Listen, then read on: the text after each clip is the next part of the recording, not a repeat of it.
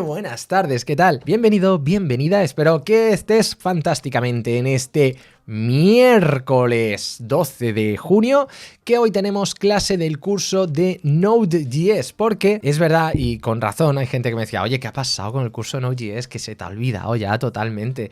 Y es que tiene toda razón, la gente está bien pila. Teníamos, de hecho, os voy a enseñar una cosa, porque no sé si a curso o aprende Node, Habíamos hecho este curso práctico de Node.js desde cero, que se podía conseguir certificado porque teníamos gente que estaba haciendo ejercicios, que los tengo ahí, los ejercicios, y los he estado revisando. Tenemos un montón de gente que está haciendo ejercicios, que le enviamos ejercicios, los miramos, las PRs, a ver si los han hecho bien, y todo, le damos un check, y todavía hay que enviarle más ejercicios. Ahora ya no se puede pedir certificado, ya está el cupo está completo. Hostia, por cierto, he dejado aquí la cámara, voy a moverla un momento y me voy a hacer más grande. Entonces, entre todos los temas ya hemos tocado un montón, porque hay un montón de temas que ya hemos hecho. Si vais a midu.link/node,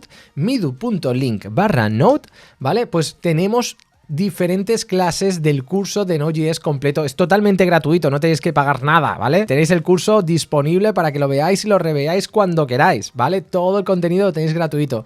E hicimos la introducción, los primeros pasos, desarrollo de una API con Express desde cero, la solución de CORS, ¿vale? El temido CORS, la API REST con Express, el poder de arquitectura, porque miramos MVC, el patrón de diseño tan interesante, MVC, aunque es un patrón de arquitectura, ¿eh? Mucha gente, el otro día una persona, patrón en el diseño común utilizaba, a ver si os intento aquí la Wikipedia, hay mucha gente, y esto es una polémica que yo sinceramente no me parece tampoco tan polémica, ¿eh?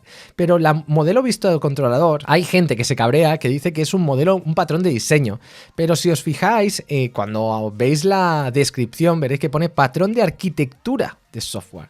También lo podéis mirar en inglés, ¿eh? Pero bueno, esto es lo típico que siempre pasa. ¿Ves? Aquí dicen design pattern. Bueno, o sea, que aquí cada uno que lo entienda como quiera, ¿eh? Pero hay gente que se enfada mucho con estas cosas. ¿Qué más da? ¿Qué más da? Lo importante es que te permite hacer que tu aplicación sea más mantenible. Eso es lo importante, ¿eh? Entonces, también tenemos el crear una base de datos MySQL y evitar los hackers, buenas prácticas, y sockets, chats en tiempo real con Node.js, Socket, SQL, HTML y CSS. Entonces aquí tenéis todas las clases, midu.link/node, y hoy vamos a hacer también tema de usuarios, registro de usuario, inicio de sesión, cerrar sesión, cookies, JSON Web Tokens y tal. Ahora, yo sé que ahí fuera hay un montón de servicios de terceros o bibliotecas que te lo solucionan todo, ¿vale? Que te lo solucionan todo, que tú con dos cosas te lo solucionan.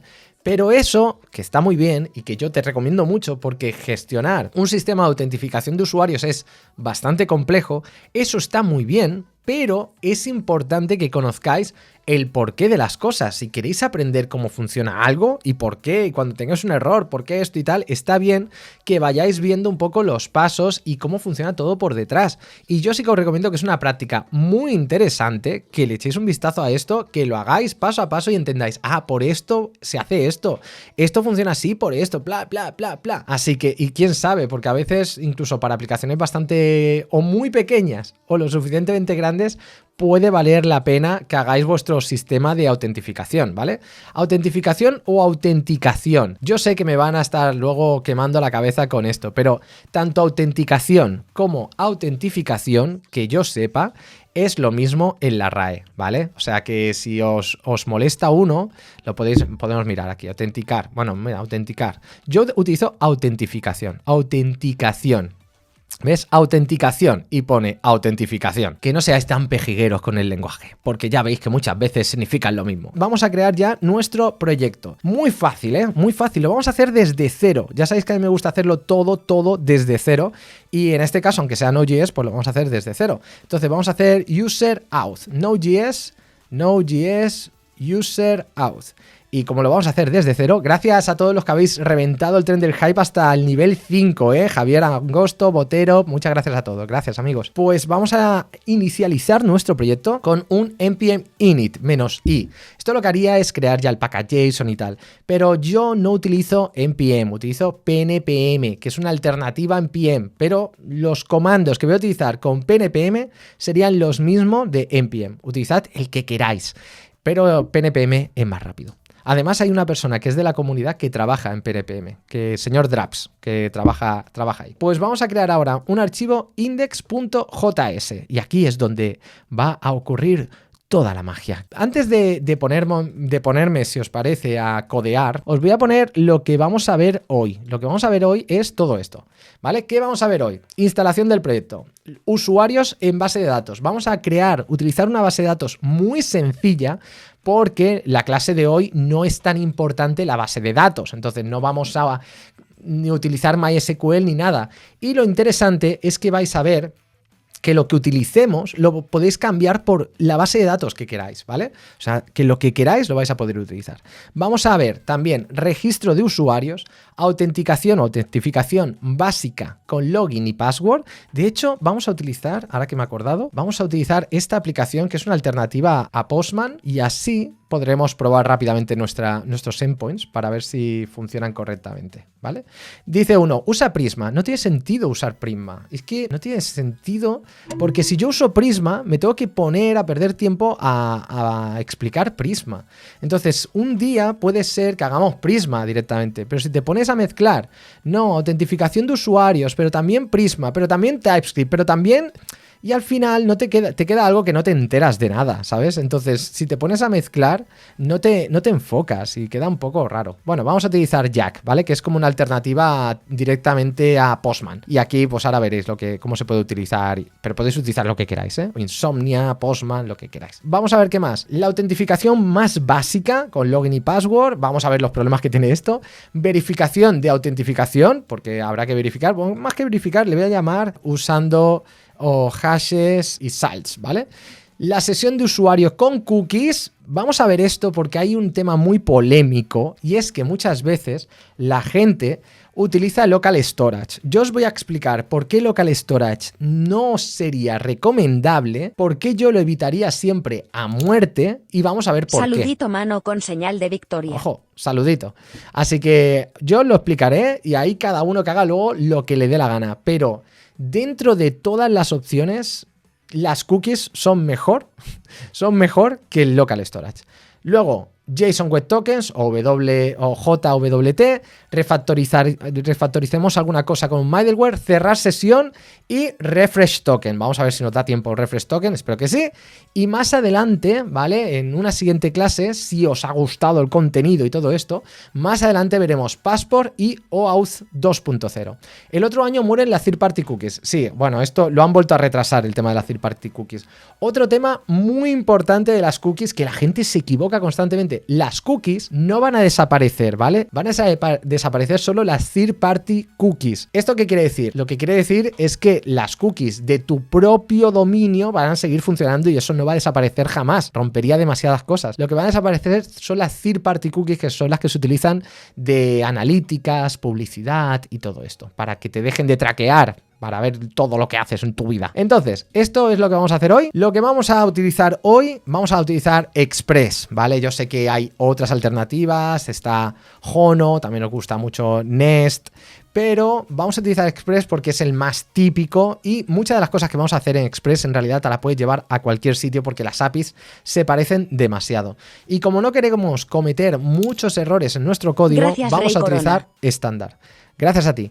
Vamos a utilizar estándar, que esto lo que nos va a permitir es lintar nuestro código e incluso formatearlo. Le ponemos la -d para que nos lo instale como dependencia de desarrollo, ¿vale? Y ya tendríamos aquí nuestras dos dependencias. Por un lado, Express, que yo le quito el gorrito, el caret que le llaman, para que siempre instale esta versión fija. Pero vamos a configurar aquí slimconfig y le vamos a decir que utilice esta configuración de estándar, esta de aquí. Y vas a ver, mira, si le quito esto, voy a quitárselo, un momento, y yo me pongo a poner aquí console log, y pongo aquí hola mundo, y pongo aquí un montón de puntos y coma, y aquí separaciones que no tienen sentido, ¿vale? Pues está mal, esto no me está formateando, pero ahora en cuanto tengamos esta configuración, y gracias a la extensión de Slint que tenemos en Visual Studio Code, automáticamente ya estamos creando aquí una relación entre esta configuración, esta extensión y ahora fíjate, ¿ves? Se me queja, oye, que aquí has puesto extras semicolons, oye, que aquí tienes separaciones y cuando guardo, ¡prum!, me lo arregla todo. Esto no, porque esto es una variable que no se usa y también se queja de eso. Yo, saludando a un guapo. Hola, Ojo, Midu. No hola. usaremos MVC, ¿verdad? ¿Que No se usaremos... usará? No vamos a usar MVC porque primero tardaríamos mucho y segundo la gente que no ha visto el vídeo de MVC se volvería loca. Oye, pero ¿por qué esto no sé qué, no sé cuánto? MVC es un patrón que requiere conocerlo para no perderse y entonces vamos a evitar utilizar MVC. Pero vamos a hacer otra cosa, ¿vale? Vamos a utilizar, no es otra cosa, pero vamos a utilizar un repositorio para que tengáis alguna idea de cómo poder separar alguna cosa, ¿vale? Eso sí que lo vamos a hacer. Eso sí, porque creo que tiene bastante sentido. Entonces, ya teníamos ahí nuestro console log, pero hombre, vamos a ir un poquito más allá de un console log. Cosas importantes, aparte del linter, también voy a activar el modo módulo, ¿vale? Vamos a decir que este proyecto es de tipo módulo.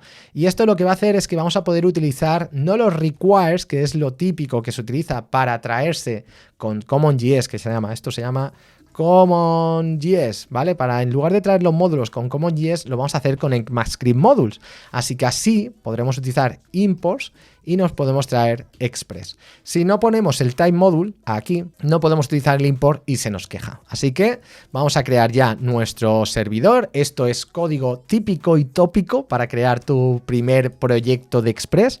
Tenemos el puerto que vamos a recuperarlo de la variable de entorno. Y si no, por defecto le vamos a poner que es el puerto 3000 y vamos a crear nuestro primer endpoint donde aquí, pues nada, aquí tenemos que ponerle el callback, esto sería la request, esto sería la response y aquí tendríamos que responder, que a ver, por ahora vamos a responder con un hello world, luego esto lo iremos cambiando y vamos a decir que nuestra aplicación tiene que escuchar el puerto 3000 o el que le pasemos por las variables de entorno, ¿vale? Esto es el código mínimo para que creéis vuestro proyecto de Express. O sea, esto es lo más típico. Importar la dependencia, crear la aplicación. Bueno, esto es que necesitamos tener un puerto en el que levantar el servidor. Por defecto le decimos el 3000. Esto en el caso que le pongamos una variable de entorno utilizará ese. Esto lo podemos separar en un archivo. A mí me gusta más, os voy a decir una cosa. A mí me gusta más tener como un archivo que se llama config.js y aquí en lugar de hacer estas cosas que constantemente se vea el process.env y tal, aquí yo lo que hago es esto. Port, le ponemos aquí el valor por defecto y esto lo sacamos process.env y todo esto lo exportamos. Y así en lugar de hacer estas cosas que quedan un poco, que manchan un poco el código, pues tú ya te traes desde tu configuración todo lo que necesites y ya está. Y así pues lo tienes en un config del process.env, le pones incluso el valor por defecto y ya te olvidas. Y ya ahí importas el port de la config y ya está. Creo que queda mucho mejor. Vamos a utilizar la notación corta de esto, ahora que ya sabemos que eso es request y response, para que quede más cortito. Bueno, una vez que creamos la aplicación, aquí tenemos que ir creando los endpoints. Podemos crear con todos los verbos de acción, el get, el post, el put, el delete. Vamos a utilizar el get y el post. Porque, ojo, también vamos a hacer rutas protegidas, que no lo he puesto por aquí. Rutas protegidas. Esto está interesante, las rutas protegidas. Es fácil, o sea, hacer rutas protegidas tampoco tiene mucha historia, pero lo vamos a ver, ¿vale? Que está interesante las rutas protegidas también. Para que veáis cómo se harían, especialmente tanto en el backend como incluso que se podría llevar al frontend, ¿vale? Entonces, aquí tendríamos el app.get que cuando entramos a la raíz de nuestro proyecto, pues respondemos hello Midu, Node.js, ¿vale? Y aquí esto sería para levantar proyecto en el puerto que hemos dicho. Me voy a ir a la terminal, bueno, me voy a ir al package.json y vamos a poner aquí un script dev. En lugar de utilizar Nodemon, que está muy bien Nodemon, pero ahora podemos utilizar node _watch y le decimos el archivo que tiene que mirar, ¿vale? El que tiene que observar. Así que ahora podemos utilizar pnpm dev o ramdev, el que queráis, ¿vale? Y esto va a estar observando continuamente nuestros archivos y fíjate, yo ahora me voy aquí, localhost 3000, tenemos aquí el hello midu node.js y si yo aquí cambio esto, vamos a cambiar esto, vamos a poner un h1, no sé si lo detecta, creo que sí que detecta automáticamente, creo que sí, ¿veis? ¿Vale? Pues fijaos que eso lo tengo que refrescar, no tengo que hacer absolutamente nada. Lo pongo aquí, guardo los cambios, me voy a la página y fíjate que ya tengo aquí, hola, Midu, Node.js, sin instalar ningún tipo de Nodemon ni nada. Está súper genial, me gusta mucho. Ahora, en el caso que tengáis la última versión de Node, porque no sé qué versión estoy utilizando yo, la 22, pues que sepáis que ahora no hace falta que utilicéis los scripts con pnpm ramdev ni nada, sino que ahora podéis utilizar Node le decís run y el script, ¿vale? Y fijaos, funciona exactamente igual. Esto es algo nuevo que ha traído Node en la última versión, la 22. Si lo preferís, también lo podéis hacer, ¿vale? A partir de la versión 22. Si tenéis una versión antigua, no podéis hacer esto. Pero esto funciona exactamente igual y de hecho va un pelín más rápido. Así que una cosa que os recomiendo. Pues ya tendríamos aquí lo mínimo, ya tenemos el servidor como levantado. Perfecto. ¿Cuáles son los endpoints en los que vamos a trabajar? Vale, vamos a tener el post / login. Y aquí por ahora, nada, lo dejamos vacío. Vamos a tener para loguear a un usuario, vamos a tener también para registrar a un usuario, vamos a tener para cerrarle la sesión al usuario y vamos a tener también, este va a ser la ruta protegida, vamos a tener una ruta protegida que le vamos a llamar protected, ¿vale? Protegida. Estos son los endpoints que vamos a estar implementando, ¿vale? Estos endpoints, ¿cómo vamos a poder acceder a ellos? Pues ya se ve, cuando hagamos con el método post, vayamos a /login, pues accederemos. De hecho, si vamos aquí a Jack y ya pues vamos a crear aquí un HTTP request, podríamos hacer http /localhost 3000 /login y aquí cambiamos el verbo a post. Y aquí pues podríamos devolver lo que queramos, ¿eh? REST, JSON, user midudep. Por ahora esto no tiene mucho sentido, pero solo para que veamos que esto funciona. Y ahora al darle aquí, ¿veis? Me ha devuelto user midudep. Si aquí le cambio otra cosa, lo que sea, y volvemos aquí, ¿vale? Pues podéis ver que me está devolviendo lo que sea. Voy a hacer esto un poco más grande para que lo veáis bien, para que no nos dé ningún problemita.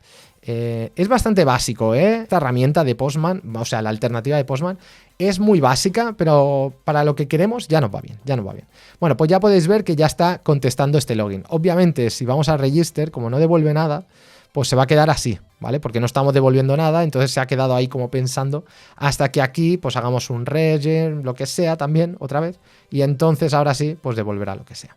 Pero bueno, esto lo haremos después, por ahora nos olvidamos de esto, vamos a ir quitando este. Por ahora quitamos esto, ahí tenemos todos los endpoints que vamos a hacer. Como os he dicho, vamos a utilizar una base de datos. Hay gente que querrá que utilice MySQL, SQLite, otro que querrá Prisma, otro que querrá Postgre, otro que... Vale, ya estábamos en el curso, ya hicimos MySQL 2 veces, ¿vale?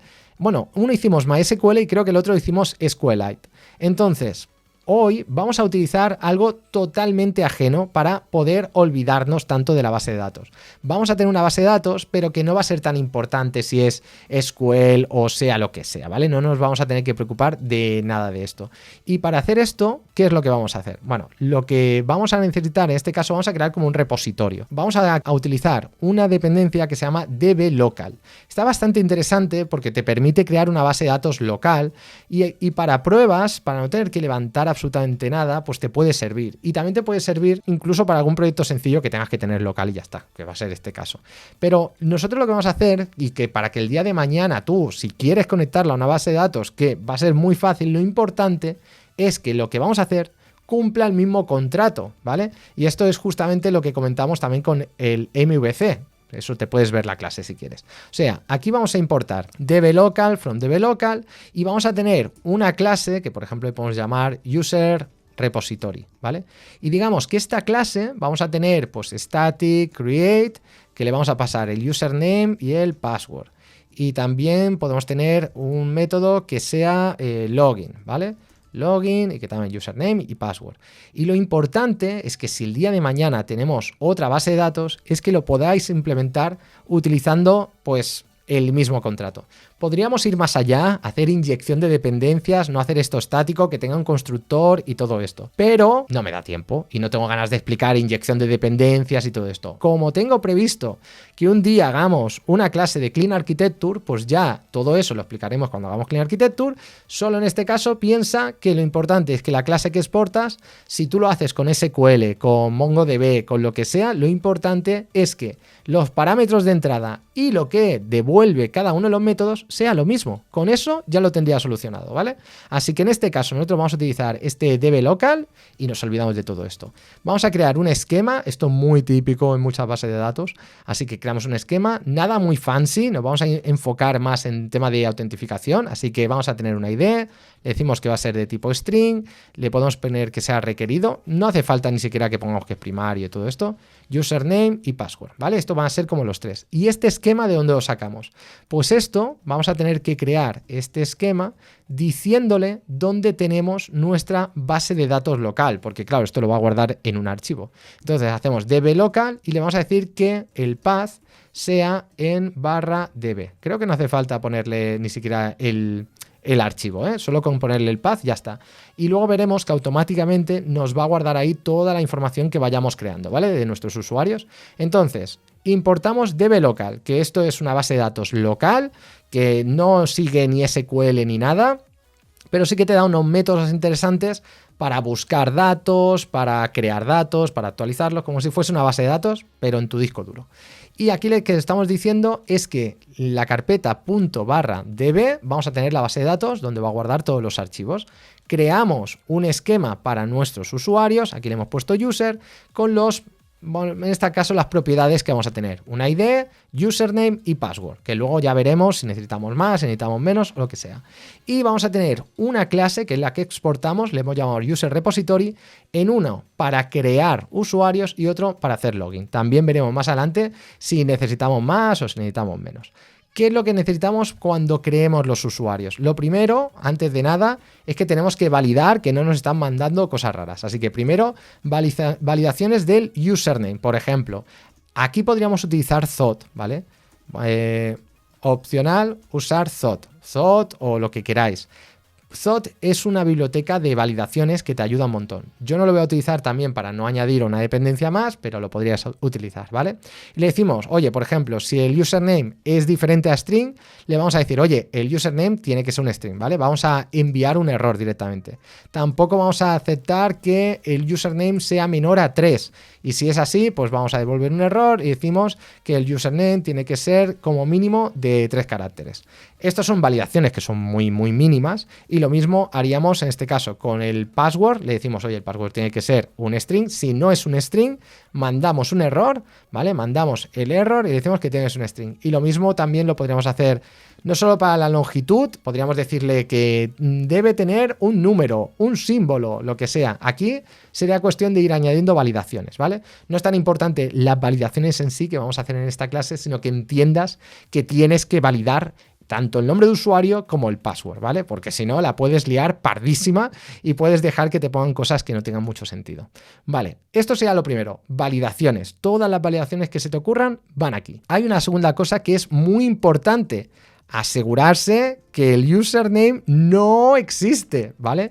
Entonces nos tenemos que asegurar que el username que está utilizando la persona que se está registrando no existe, porque si no estaríamos creando el mismo usuario todo el rato. Puede ser que petase la base de datos en este caso no petaría porque no hemos puesto aquí que fuese unique ni nada, es que porque en este caso ni siquiera tengo muy claro que realmente lo acepte, puede ser que sí que lo acepte, pero pensemos o que no lo acepta o lo que sea.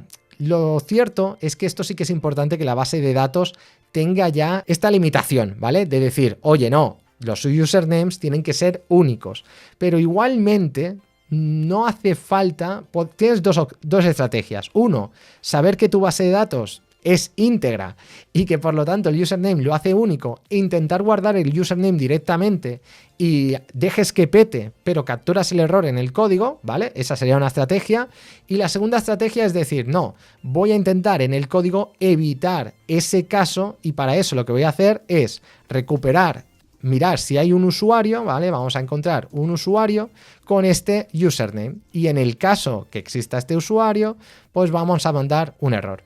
Ya te digo que dependiendo de la base de datos, aquí la estrategia puede ser distinta. Puede ser que quieras intentarlo. Yo siempre lo evitaría porque intentar hacer un insert ya sabiendo per se que ya existe un usuario como que parece raro, yo no lo intentaría. Yo iría más por esto para hacerlo en modo código, pero bueno, aquí cada maestrillo tiene su librillo. Vamos a crearle también una ID porque lo necesitamos. Aquí no hace falta que instaléis ninguna dependencia para generar IDs. Mucha gente se pone no sé, a instalar dependencias para generar IDs y tal. A ver, a no ser que quieras una ID muy específica, pues puede ser, pero las IDs, lo mejor que podéis hacer es utilizar el random UID en este caso. Normalmente, en este caso, pero hay base de datos que te generan la ID. Si la base de datos te genera la ID, normalmente mejor que te la genere la base de datos, porque por ejemplo, MongoDB te genera unas IDs que están muy bien, que ya son únicas, que te meten ahí un timestamp. De hecho, son unas IDs muy especiales que se llaman Object ID, que tiene su historia. Entonces, si ya te la genera, perfecto. Si no, bueno, pues hay diferentes estrategias. En este caso, vamos a utilizar el random UID. Hay una polémica ahí fuera que dice, oye, no utilices random UID porque el UID es malo para hacer la indexación. Y es verdad, cuando utilizáis índices en la base de datos, el random UID, dependiendo de la base de datos, ¿vale? No hay una bala de plata, no es todo sí o todo no. El random UID, según en alguna base de datos, si tienes mucha información, puede tener un problema de rendimiento, pero es que depende de la base de datos, depende de un montón de cosas. Entonces, infórmate si es una buena idea o si no es una buena idea, ¿vale? Entonces, pues puedes poner random UID. Igualmente, no es una clase de base de datos y tal, porque si no, pues igualmente seguramente tendríamos una ID pública indexada que se pueda indexar más fácilmente o menos fácilmente, no sé qué, un montón de cosas. Pero bueno, hoy solo para que lo sepas. No, tampoco es buena idea hacerla incremental porque así te pueden hacer un montón de ataques, hay un montón de historias, ¿vale? El random ID podría repetir sin querer un ID, puede repetir, pero las posibilidades son muy bajas, ¿vale? Son muy bajas de que la repita, pero muy bajas, cuando decimos muy bajas es, yo qué sé, una entre 16.000 millones, no sé, no me acuerdo del número, pero que es muy, muy, muy baja, ¿eh? En una vida entera, o sea, no cada vez que lo ejecutas, o sea, es bastante poco probable. Y ahora que ya tenemos nuestra ID, lo que decimos es que del esquema que hemos creado, vamos a crear un usuario, con el ID le pasamos la ID, el username, ¿vale? Y el password. Bueno, ahora veremos qué pasa con esto de guardar el password, ¿vale? Le decimos que esto nos lo guarde y vamos a devolver la ID, ¿vale? No hace falta, como ves, este user.create no es asíncrono, porque como se está guardando el local, pues esto no lo hace asíncrono y tal, así que no hace falta que hagamos absolutamente nada por ahora. Luego ya veremos si necesitamos alguna cosa extra. Devolvemos la ID. Y ya está, ya tendríamos el registro, ¿vale? Ya tenemos el registro, pero nos faltaría, esto sería en el repositorio, como os digo, esto con la base de datos que vosotros queráis. Vamos aquí, vamos a nuestro register y aquí tenemos que sacar la información. Tenemos que recuperar el username y el password, pero ¿de dónde lo sacamos? Aquí nos ponen rec.body. ¿Cómo? ¿Y el body? ¿Qué es esto del body? El body. El body es el cuerpo de la petición. Esto es una cosa que el usuario, por ejemplo, aquí en Jack lo vamos a ver muy claro, cuando ves que aquí pone body, pone no body. Y aquí tenemos diferentes formas de enviar información al backend, ¿no? Tendríamos el form data, text content, que es el que vamos a utilizar, en formato JSON. Vale, pues aquí nosotros le vamos a querer pasar, por ejemplo, el username, que va a ser midudev, y bueno, midudev, vamos a poner otro, vamos a poner uno del chat. A ver, mira, dice por aquí New, dice, solo después de generar 1.000 millones de UIDs cada segundo, por los próximos 100 años, la probabilidad de crear un duplicado es del 50%. O sea, madre mía, o sea, que imagínate. Vamos a poner, por ejemplo, JS lacro. Igualmente, pongamos que se duplica. El tema es que normalmente las IDs son o sea, son campos primarios. Si se duplica y se intenta introducir algo que tiene la ID duplicada, petaría y ya está. O sea, no pasaría nada. Sería muy raro que pasase algo, porque al final intentaría meter la misma ID que normalmente es la primary key y ya está. Entonces te diría, o si no es primary key, que normalmente lo es, sería unique key seguramente. Entonces no habría ningún problema. Bueno, vamos a poner username JS lacro. O sea, es un poco difícil JS lacro. JS le voy a llamar, ¿vale? Y password vamos a poner 123 por ahora. Pues esto sería el cuerpo de lo que estamos enviando a nuestra API y es lo que vamos a querer recuperar, este username y este password, ¿ves? Este username y este password. Pero este rec.body es un poco especial y ahora veremos por qué. Porque aunque me encantaría que esto fuese mágico y que te recuperase el cuerpo como si nada, en realidad hay un trabajo ahí que tenemos que hacer. Vamos a poner por ahora como que sí que lo estamos recuperando. ¿Qué es lo que vamos a intentar aquí? Vale, vamos a intentar pues llamar a este user repository, que es el que acabamos de crear, y llamamos al método create y le pasamos el username y el password. Este user repository es aquí. Como lo hemos puesto que sea estático, no tenemos que instanciar, no tenemos que hacer un new ni nada. Hacemos user repository.create porque hemos puesto que es estático. Los métodos y propiedades estáticas podemos utilizarla sin necesidad de crear una instancia de la clase, ¿vale? ¿Por qué utilizo el static y no sé qué? Bueno, porque creo que queda bastante encapsulado aquí dentro y queda muy bien pensando en que tenéis que cumplir el mismo contrato. Esto con TypeScript, que podríamos crear una interfaz, quedaría buenísimo, pero como no tenemos TypeScript, pues no se crea la interfaz, pero os tenéis que hacer a la idea y ya está, ¿vale? Entonces, tendríamos aquí ya la ID del usuario, vamos a devolverla en el caso de que tengamos la ID de usuario, solo para ver que todo ha ido bien. Y vamos a tener, si tenemos algún error, pues bueno, vamos a poner un status 400 y vamos a mandar el error. Vale, cuidado con esto, cuidado con esto. Normalmente vamos a mandar directamente el error message, pero normalmente no es buena idea mandar el error del repositorio, ¿vale? ¿Por qué? Es verdad que aquí sí que hemos hecho bastante, hemos tratado bien el error y aquí nos faltaría, por ejemplo, hacer aquí un try o no, o aquí esto al final pues se hace si manda el error, pues que lo mande y ya no lo quedamos arriba. Pero este es el problema. Imaginad que esto peta, crea una excepción y aquí la devolvemos directamente este error. A ver, este error seguro que lo habéis visto millones de veces en un montón de sitios, de que se devuelve un error con demasiada información. Y puedes mandar información de la base de datos, de tu tabla, del código, el número de dónde está el error, un montón de cosas, ¿no? Entonces, una cosa que podéis hacer es evitar este tipo de cosas, ¿no? Podéis decir, oye, el error, aquí podéis ver cuál es el error, ¿no? Podéis decir, oye, si el error, el mensaje de error es igual, o si el error es tal, pues hago una cosa o hago otra. Nosotros lo vamos a dejar en este caso, aunque ya hicimos en una de estas clases, que no me acuerdo en cuál, pero o incluso, mira, tengo un vídeo, error como un senior, ¿vale? Donde lo explico y hoy no lo vamos a hacer. Maneja los errores de JavaScript como un senior. No vamos a hacer todo esto porque no vamos a estar 20 minutos haciendo esto, pero la idea sería un poco, ¿veis? Poder crear vuestros propios errores, extendiendo de error y haciendo estas cosas. Y así pues puede ser bastante interesante porque podéis mandar qué tipo de errores sin la información del error y desde el frontend sí que podríais decir, vale, este tipo de error tengo que hacer esto, ¿vale? Sin necesidad de tener toda la traza o todo el mensaje de error, ¿vale? Y solo el tipo del error para así saber exactamente qué es lo que ha pasado sin darle tanta información. Así que para que lo sepáis, yo lo voy a hacer así, pero se puede hacer de otra forma, solo que no quiero que perdamos tiempo en esto, si ya tenéis un vídeo que ya lo hace. Vale, entonces, con esto en principio, porque ya veremos que no, debería extraer esta información y aquí tengo un console log que me diría aparecer el username y el password. Si envío la petición, ¡pum!, peta. Y error 500, nada menos. Y me dicen, no puedes estructurar la propiedad username de rec.body porque está undefined. Pero ¿veis este error? ¿Veis este error? Este es el error que no queremos enviar al frontend, ¿vale? Este es el tipo de error que queremos evitar enviar al frontend. Aquí lo estamos haciendo porque, de nuevo, ya os digo que no importa. Pero este tipo de error, nosotros aquí deberíamos hacer un try catch, evitar que esos errores llegasen realmente al frontal. Lo estamos haciendo porque ya os digo que estamos aquí en un curso. ¿Por qué? Si está bonito. No, hombre, no está bonito nada. Y fijaos toda la información que está dando. Está dando la línea, está dando toda la ruta, está diciéndote aquí todas las dependencias, la versión de las dependencias. ¿Sabéis lo que es esto? Esto es un donut para los hackers. O sea, no hay cosa más dulce que esto, ¿vale? Esto es un bueno, no sé si le llamáis donut o donut, o dona, como le queráis llamar, pero es esto. Es esto, ¿vale?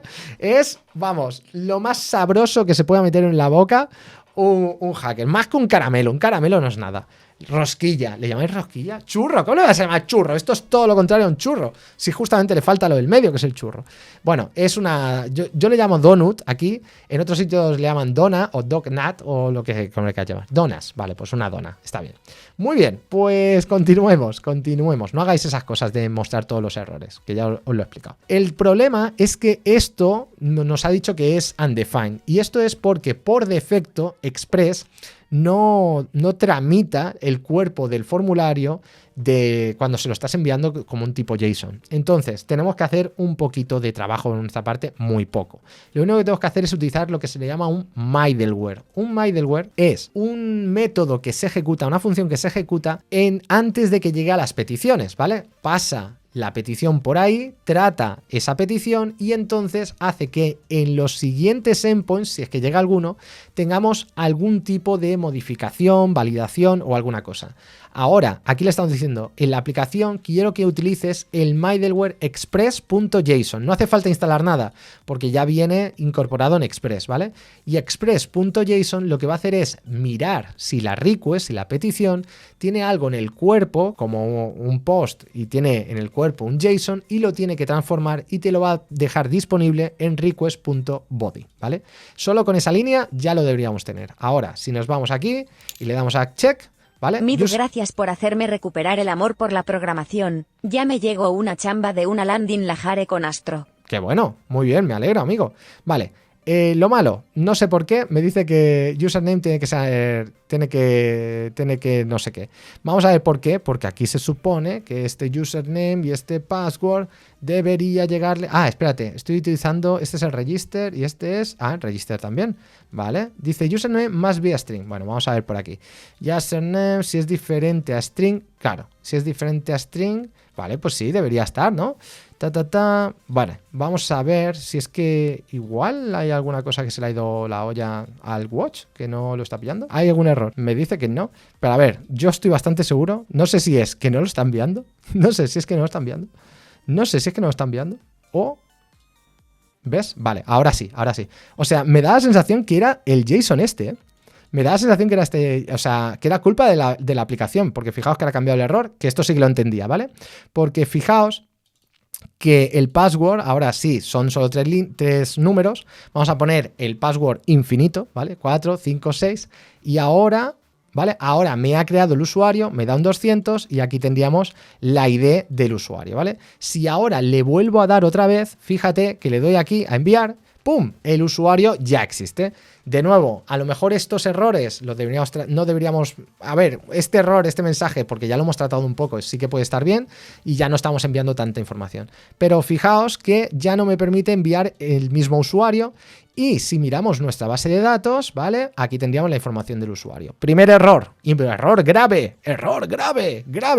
Estos son cosas que solo haría Microsoft, ¿vale? En las que te deja la base de datos en texto plano. Porque si nos fijamos aquí, fíjate que tenemos que sí, la ID, el username y el password. Toma, ahí tienes el password. Esto es lo que se le dice tener el password en texto plano. ¿Qué significa texto plano? Pues que no tenemos ningún tipo de codificación ni nada. Estamos exponiendo el password de nuestro usuario. Y lo que es peor es que a la mínima que esta base de datos se filtre, pues fíjate... Qué grave error. Ya con este password, ¿qué es lo que suelen hacer muchas veces?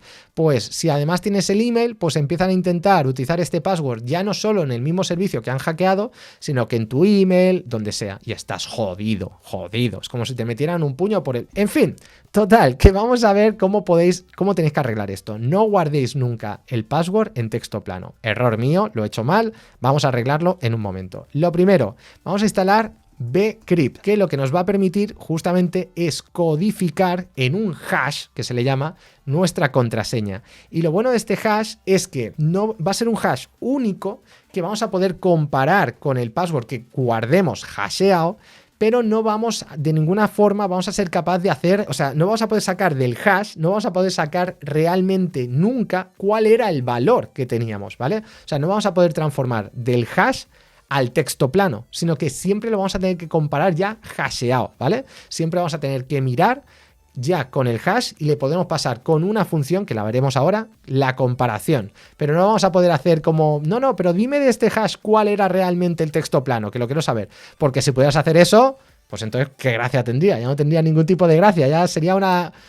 cagada importante. Pues no va a funcionar así. Una cosa importante de bcrypt, que lo sepáis, al final esta biblioteca la tenéis disponible en Node.js, pero que realmente es una versión que hay en Node.js. Tenéis versiones en un montón de sitios, ¿vale? Lo digo porque hay veces que la gente se cree, no, es que esto solo existe en Node.js, esto de bcrypt, y no, lo puedes utilizar en más sitios, ¿vale? Vamos a evitar esto del texto plano. ¿Dónde lo vamos a hacer? Bueno, pues por suerte ya tenemos este repositorio, ya hemos instalado la dependencia de bcrypt, ¿vale? Y aquí vamos a importarla. Mira, para hacer la distinción en qué dependencias son de Node, porque esta de cripto es de Node, y cuáles son externas, vamos a poner ahí Node 2 puntos, y aquí vamos a importar también otra vez bcrypt from bcrypt, ¿vale? ¿Y qué hacemos? Pues nada, antes de guardar este password, después de las validaciones, lo que vamos a hacer aquí es decir, bueno, vamos a hacer un hash, vamos a hashear, bueno, vamos a hacerlo después de esta validación, realmente, porque antes no lo necesitamos, y aquí hacemos un hash password, y llamamos bcrypt.hash. Tenemos hash y hash sync. Ahora os explico los dos. Vamos a intentar primero el sync, que es el más fácil.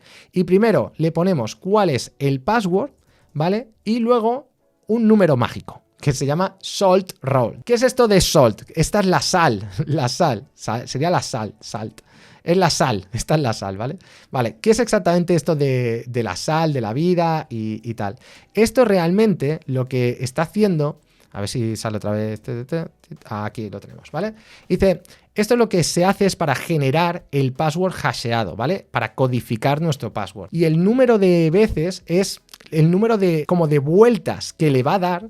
Cuanto mayor sea, obviamente va a ser como más potente la codificación, pero el problema es que va a tardar más tiempo. O sea que hay que intentar tener algún tipo de cuidado de decir, a ver, voy a codificarlo lo suficiente, pero tampoco quiero que esto me tarde media hora. Así que cuanto más grande sea, pues vamos a tener aquí más codificación, pero va a tardar más tiempo. Normalmente se le suele poner un 10, ¿vale? Por eso es este número mágico de 10. Si una cosa que se puede hacer no solo es tenerlo aquí en una constante, sino que lo podéis poner en una configuración. ¿Por qué? Porque normalmente, ¿ves? Salt rounds. Normalmente, dependiendo del entorno, vais a poner más o menos. Por ejemplo, en producción es posible que os interese que sea más grande y en test a lo mejor os interesa que sea más pequeño para que vayan más rápido, o en entorno de desarrollo, ¿vale? Solo para que lo sepáis. Yo creo que con 10 es suficiente, pero solo para que lo tengáis en cuenta. Vamos a importar este import salt rounds y este salt rounds, ¿vale? Pensad que es echarle sal. Pero claro, cuando tienes demasiada sal, pues le da hipertensión, ¿ok? Vale, y este hash password es el que vamos a guardar ahora, ¿ok? Y lo guardamos así. Esto es, vamos, importantísimo. Ahora, vamos a borrar, o bueno, voy a poner otro usuario, vamos a poner midudev, ¿vale? Guardamos aquí, me lo ha guardado perfectamente. Si le doy otra vez, el usuario ya existe. Y si vamos a nuestra base de datos, fijaos que ahora sí me ha creado esto aquí hasheado en condiciones. Vale. ¿Qué es lo que pasa? Esto funciona bien, lo estamos viendo, pero un detalle importante, ¿eh? Técnicamente el front de inicio no debería enviarlo en texto plano. Eso no tiene ningún sentido, te voy a explicar por qué. Pongamos que el front desde un inicio no lo debería enviar en texto plano, ¿vale? Y que realmente hacéis algo, generáis algo desde el front para evitar que no lo envíe en texto plano. Da igual. O sea, todo lo que hagas en el cliente es código que está expuesto y que por lo tanto da igual el cómo lo hashees, porque cualquier persona va a poder ver el JavaScript para ver cómo lo estás hasheando. Lo que es importante realmente es que utilices HTTPS, porque esto es lo que va a significar es que cuando tú lo envíes del cliente al servidor, esa conexión es segura y por lo tanto los datos que se transmiten están codificados. Entonces no es tan importante lo que tú haces en el cliente y no enviarlo en texto plano, porque tú si lo hasheas, aunque tú quieras hashearlo, ya está, ¿vale? Tú imagínate que lo hasheas en el cliente increíble. Cualquier persona puede ver en JavaScript cómo utilizas esos hasheos y qué estás utilizando para hacerlo y ya está. O sea, tampoco te está haciendo, no está dando ningún beneficio. Todo lo contrario. El problema es que encima luego en el backend tienes que validar realmente que el password sea correcto, que tenga una longitud y tal. Esas validaciones se tienen que hacer en el backend. Entonces, lo que es realmente importante es utilizar HTTPS para que las requests, las peticiones, estén bien codificadas, ¿vale? Ahí lo tendríais. Sin intercepta la petición. Como digo, con HTTPS, si interceptan la petición, no deberían ser capaces de ver muchas cosas. Pero es que da igual, si interceptan la petición, es como si... Hay mucha gente que dice, y si tienen acceso a mi cookie, es que si tienen acceso a tu cookie está jodido, ¿eh? O sea, está jodido ya. O sea, si alguien tiene acceso a tu ordenador físico, ya te van a estar jodiendo directamente, ¿eh? Y además, de temas de cifrado, aunque hay cifrados simples, la idea es que tengáis el cifrado completo. ¿Ves? Y si tienes acceso a mi cookie, claro, es que... Y si tienes acceso a mis contraseñas, es que claro, es que hay un montón de cosas que al final... Luego para eso hay otro tipo de cosas como por ejemplo la autentificación en 2 pasos y todo esto, pero claro, al final, y si alguien tiene tu móvil también físico y se sabe también la contraseña, así que claro, estas cosas no tienen mucho sentido. Bueno, total, que os he dicho esto de hash sync. ¿Esto qué significa? Esto significa el hash sync bloquea el thread principal. Esto justamente lo vimos ayer. ¿Qué quiere decir? A ver, codificar, hacer cualquier cosa de codificación es costosa, ¿vale? Es costosa porque al final la criptografía, pues se tiene que hacer ahí muchos cálculos y tal. Queramos o no, pues va a necesitar tiempo de computación. ¿Qué es lo que podéis hacer al menos para mejorar un poquito esto? Lo que podéis hacer es utilizar la forma asíncrona. Entonces, en lugar de bloquear el thread, lo que podéis hacer es utilizar el .hash. Pero esto lo que hace es devolver una promesa. Así que hay que hacerle un await. Y como vamos a utilizar un await, vamos a tener que poner aquí un async, ¿vale? Para poder utilizar el await, vamos a tener que decirle que esta función es asíncrona. Y ahora esto va a funcionar exactamente igual, ¿vale? midodev2, guardamos, ¿vale? Y no me la ha devuelto. Vale. ¿Por qué no me ha devuelto esto? ¿Qué he hecho mal? ¿Qué he hecho mal? Porque no me ha devuelto mi ID. ¡Ah! Vale, ahora ya sé lo que decís. Cierto. Me falta esta wait. Tenéis toda la razón. Tenéis toda la razón. Menos mal que os tengo, ¿eh? Menos mal que os tengo. ¿Ves? Por eso me tendría que hacer más chuletas para hacer estas cosas. Es verdad que he cambiado esto a sync await y luego aquí no lo he cambiado. Esto es interesante y este error mío, error mío, gracias. Pero este error es interesante porque esto es lo que os decía antes de que os tenéis que asegurar que siempre tenga el mismo contrato. ¿Esto qué quiere decir? Que si luego cambiáis la base de datos, lo importante es que aunque cambiéis todo esto, ¿vale? Que todo esto puede cambiar. Todo esto puede cambiar, pero todo lo demás no. Ni lo que devuelves, ni los parámetros, ni obviamente cómo lo utilizas en otro sitio. Entonces, obviamente es importante que si utilizáis async await, pues aquí hay que utilizar el await porque si no, no funciona. Gracias, porque no había caído. Ahora obviamente esto me dice que existe y aquí ahora sí tenemos la ID funcionando perfectamente. Típico error, ¿eh? Típico error. Vale, ya tendríamos esto del texto plano, perfecto. Vamos con la autentificación típica basada en lo típico, ¿no? Usuario y contraseña y los errores que tiene. Podríamos aquí, ya tenemos el login, lo tenemos aquí, el login, y aquí ¿qué? Pues cuando hacemos el login del usuario tendríamos que hacer otra vez todas estas validaciones, ¿vale? Tendríamos que hacer otra vez todas estas validaciones. ¿Pero esto tiene sentido? No. ¿Por qué? Porque no queremos repetir código. Y en este caso tiene bastante sentido. Entonces, yo voy a hacer esto, pero de nuevo, yo creo que lo mejor sería utilizar algo como Thought. ¿Por qué? Porque así ya tenéis un esquema, que validáis las cosas, mucho más fácil y tal. Pero bueno, podríamos crear también una clase con las validaciones, con todos los errores y tal. Y aquí, por ejemplo, pues devolveríamos estas, las podríamos poner aquí, ¿vale? Para no repetir el código. Estas las podríamos poner aquí. Y además, estas validaciones las podríamos sacar a un archivo, ¿vale? Y estas validaciones ya podríamos hacer validation.username, validation.password, y estas dos también las podríamos hacer exactamente aquí.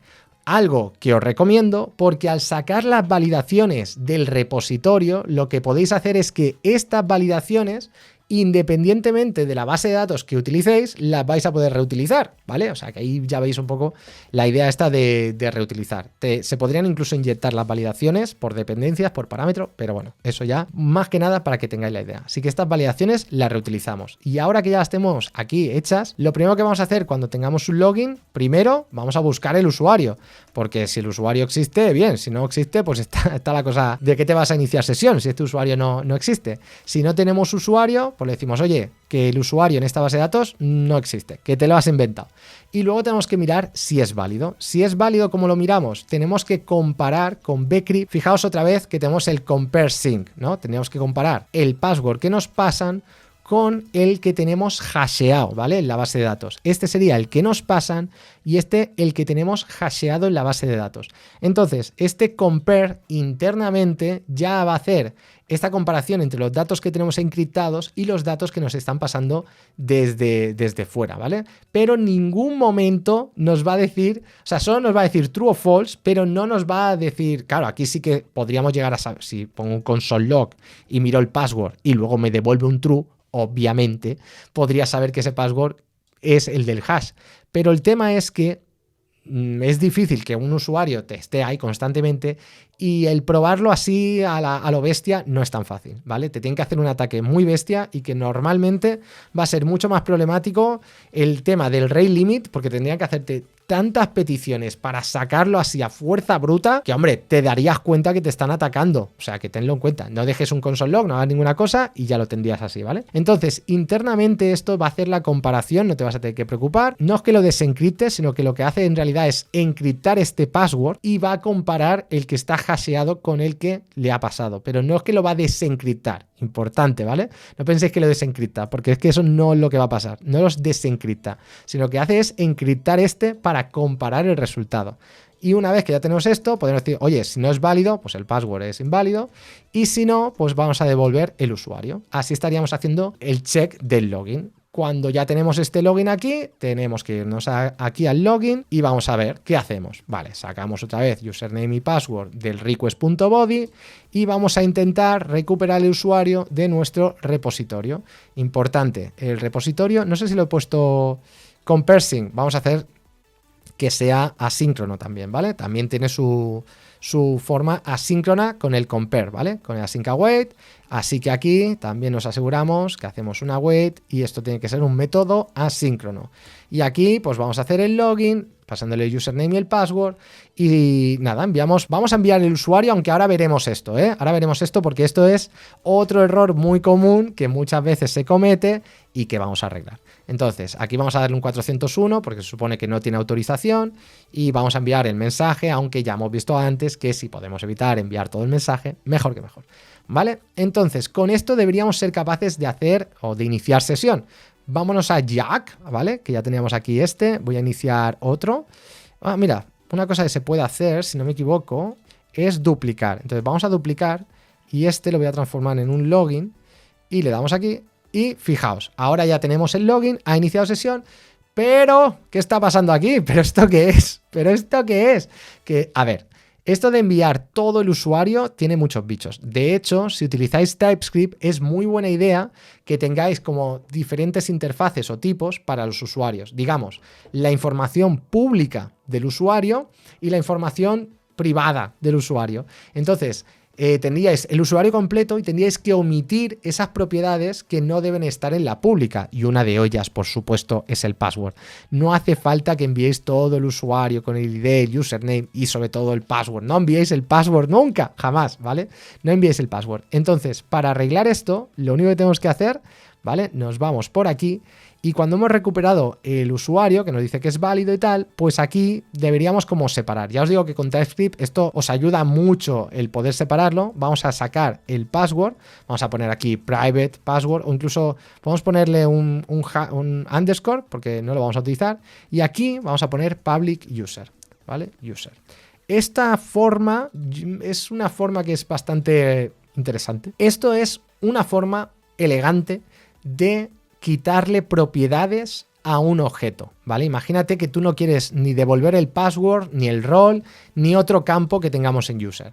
Hay dos formas de hacerlo. Uno podría ser, pues, empezar a crear un objeto desde cero, que esto puede ser interesante, por ejemplo, username.public username, o sea, bueno, user.username, ¿no? Y aquí ir creando constantemente, pero si solo es un campo el que quieres quitar, pues a lo mejor te puede ser buena idea hacer esto.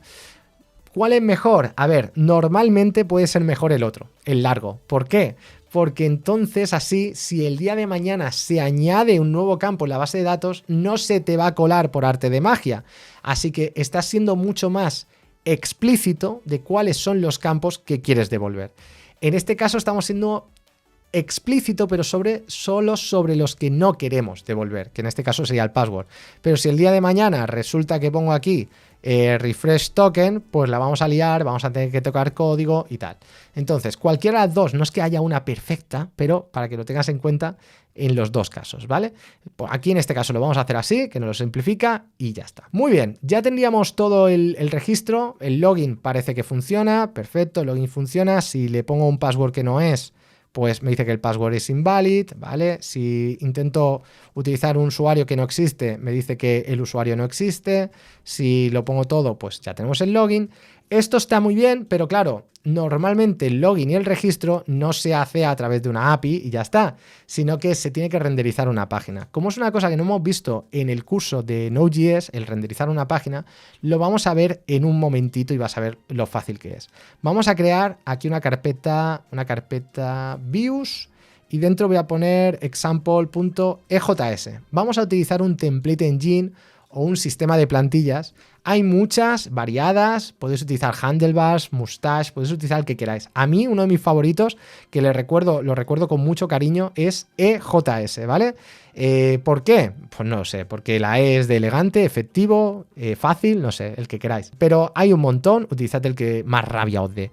Igualmente este es muy sencillo porque el sistema de plantillas está basado en JavaScript. Entonces, cualquier cosa que en cualquier momento veáis, pues vais a ver que va a ser con JavaScript, ¿no?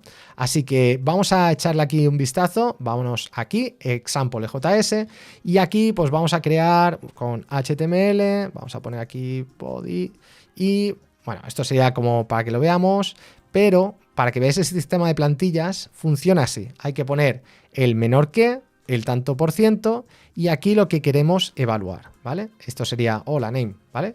Esta sería la forma en la que se tiene que utilizar, aunque luego veréis que también se puede evaluar código JavaScript ahí dentro.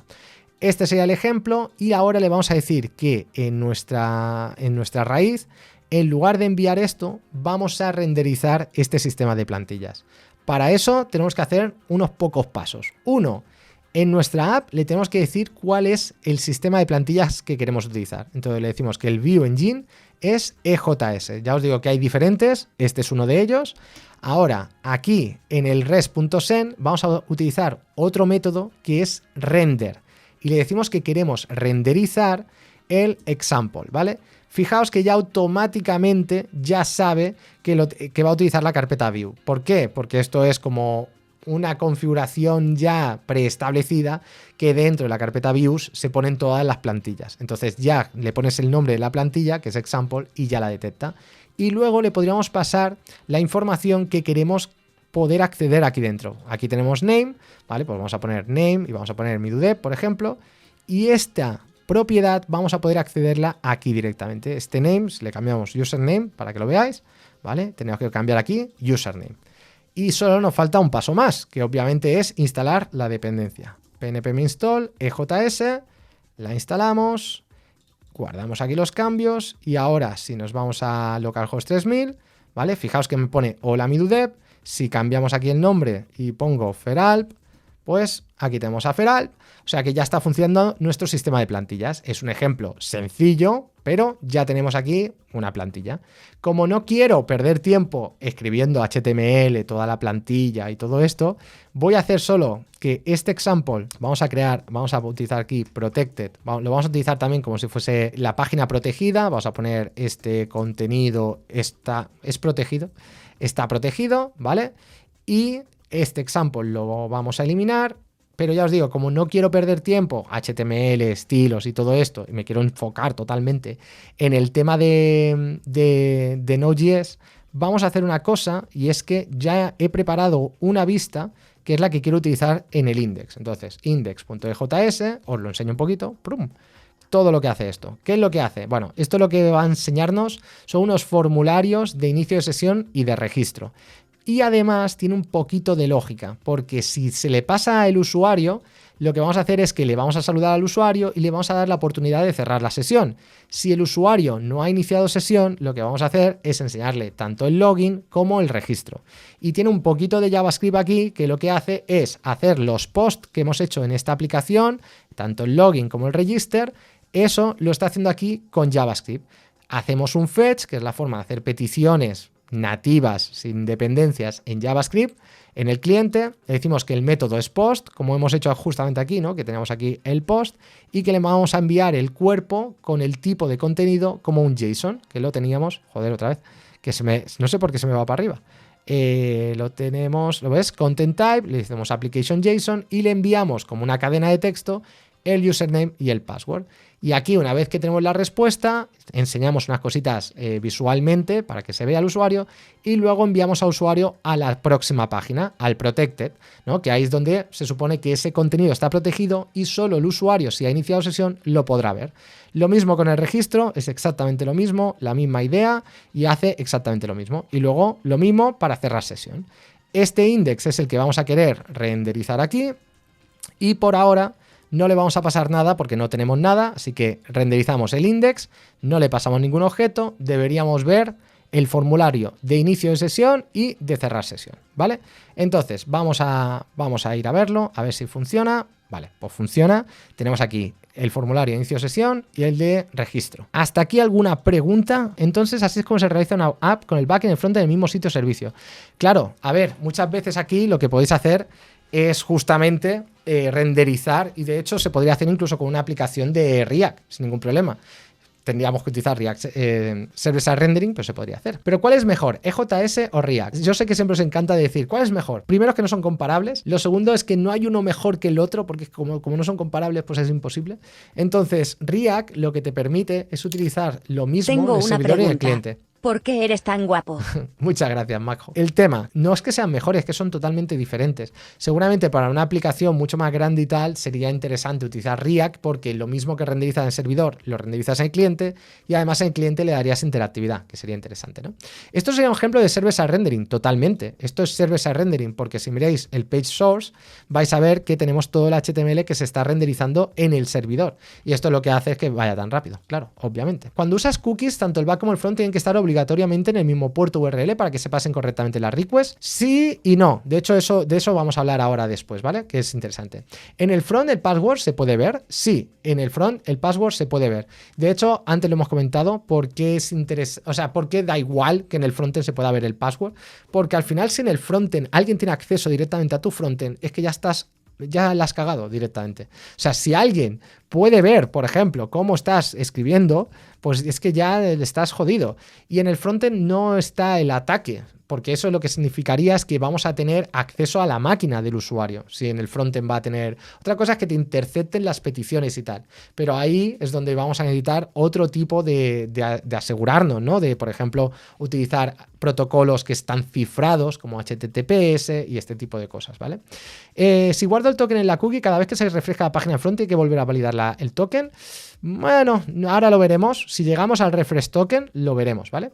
Así que vamos a darle. ¿Por qué el compare no utiliza salt? Porque ya está hasheado, ¿vale? Ya está hasheado, el password ya está hasheado en sí y ya no necesita el salt para saber cómo deshashearlo. En el hash, aunque no lo parezca, claro, porque nosotros vemos el hash, pero hay que tener en cuenta que en el hash que tenemos nosotros aquí, cuando nosotros hasheamos el password, fíjate en una cosa, aquí hay más información de la que parece.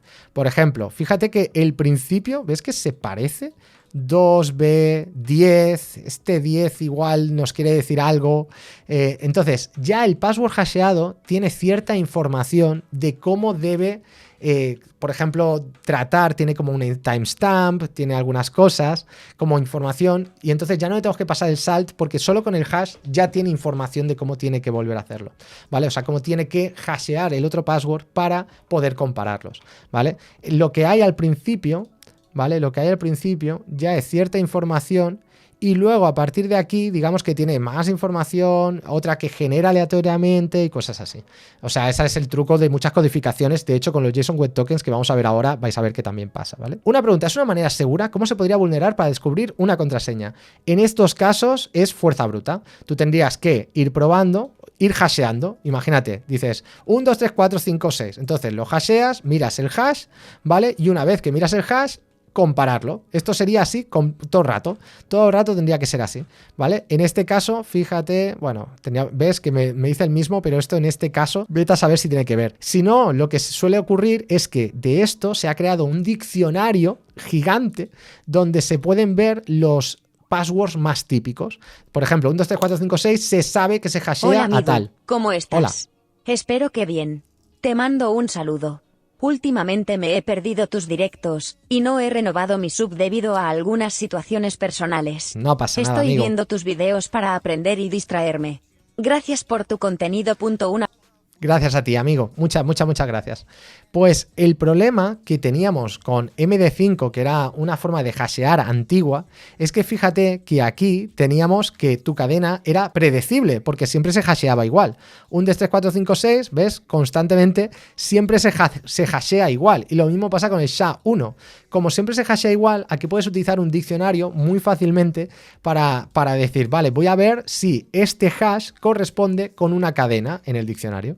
Pero en estos, como bcrypt, es que veréis que aunque hasheéis la misma contraseña, no está el mismo hash. De hecho, hemos estado hasheando todo el rato la de 1, 2, 3, 4, 5, 6. Pero si os fijáis, de hecho lo voy a hacer otra vez para que lo veáis, ¿vale? Fijaos aquí, voy a hashear 1, 2, 3, 4, 5, 6 en mi DUDEP 10, ¿vale? Voy a enviar aquí y fijaos que este password que ha hasheado aquí, aunque sí que empieza igual, luego cambia totalmente. O sea, que es muy interesante esta codificación porque no se puede utilizar tan fácilmente un diccionario para atacarte.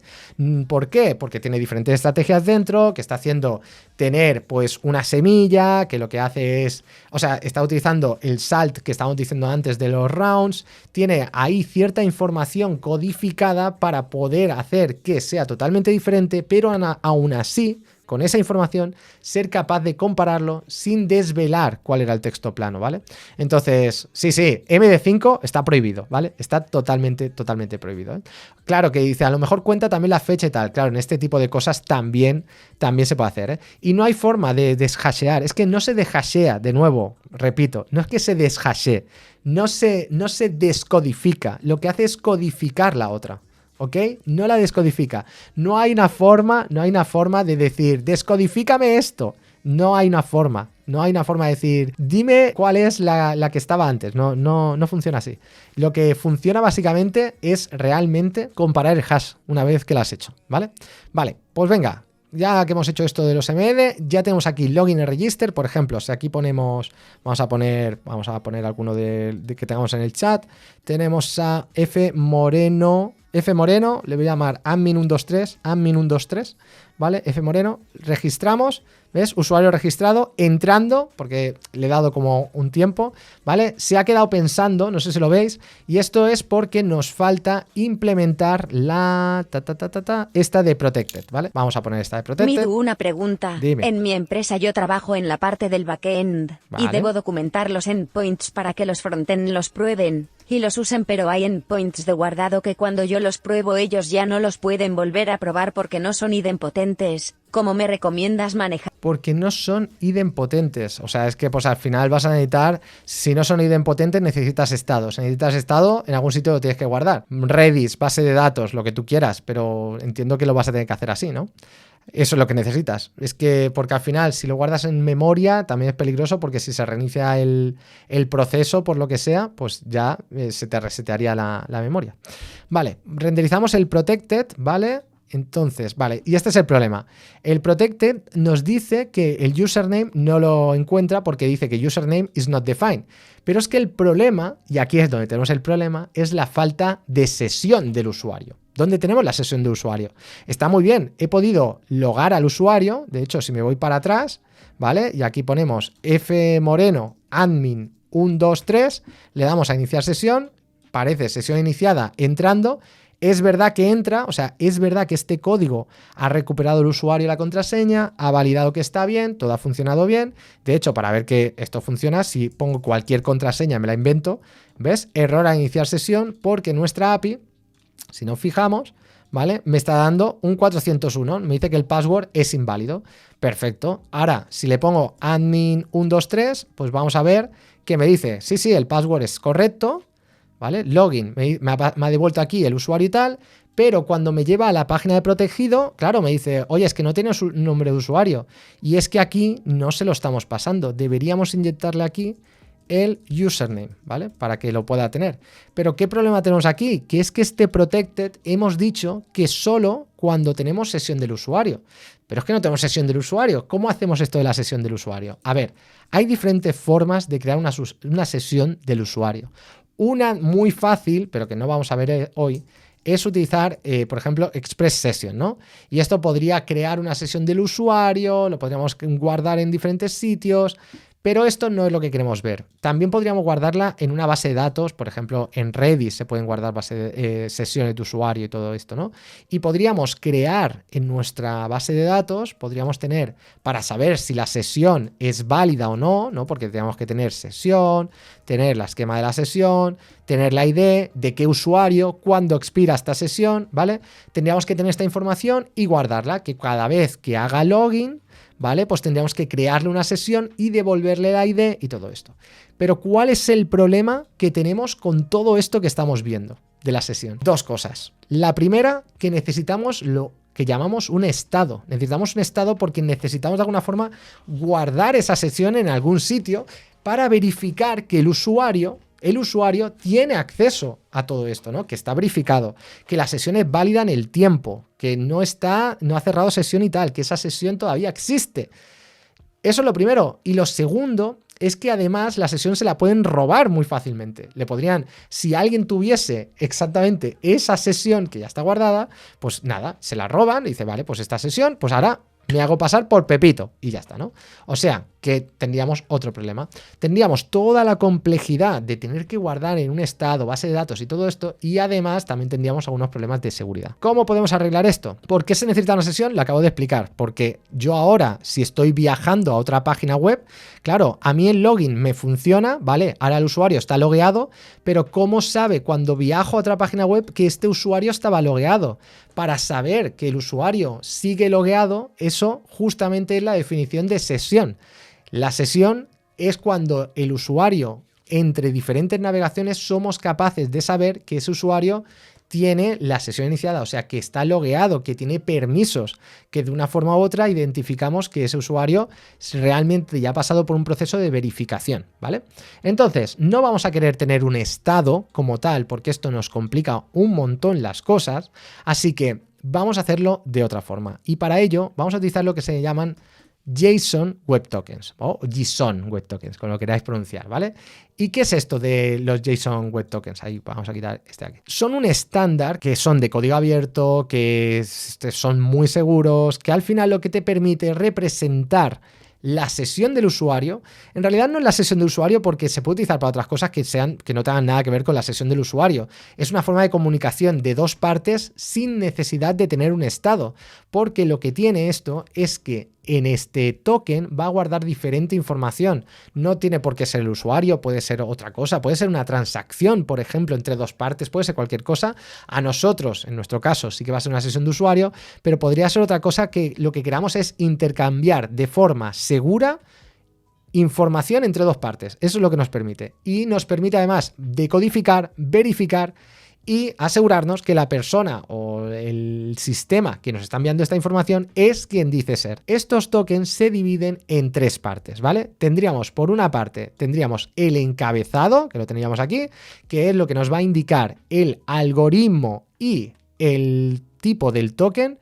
Luego tendríamos el payload, que sería esta parte de aquí, que la tenemos en púrpura, que es donde tendríamos los datos que van a venir totalmente codificados, y finalmente tendríamos la firma. Hay gente que le llama footer, no sé por qué, porque no tiene mucho sentido. Yo le llamo signature, que tiene más sentido, o firma, o verify signature, como le queráis llamar, ¿vale? Y esto es lo que va a tener, cada uno tiene obviamente un uso específico, pero esto lo que nos va a permitir es poder decodificar, nos va a permitir decodificar la información. Vamos a poder verificar que el token realmente tiene sentido y vamos a poder extraer la información que tengamos aquí, ¿vale? Este payload lo vamos a poder tener. Este payload es muy importante, que aunque hay parte de la información que sí que tiene que ver con los JSON Web Tokens, aquí podemos poner información nuestra que queramos. Por ejemplo, este sub es el subject, ¿vale? Que en este caso pues puede ser que sí que sea suyo, el cuándo se ha enviado esto es el timestamp, pero nosotros podemos poner aquí lo que queramos, por ejemplo, el rol del usuario, ¿vale? Le podemos poner que user, vais a ver que esto va cambiando. Conforme yo voy escribiendo, fíjate que el token que se escribe es totalmente distinto. Podemos ponerle incluso un array, podemos tener aquí los favoritos del usuario, podemos decir 1, 2, 3, ¿vale?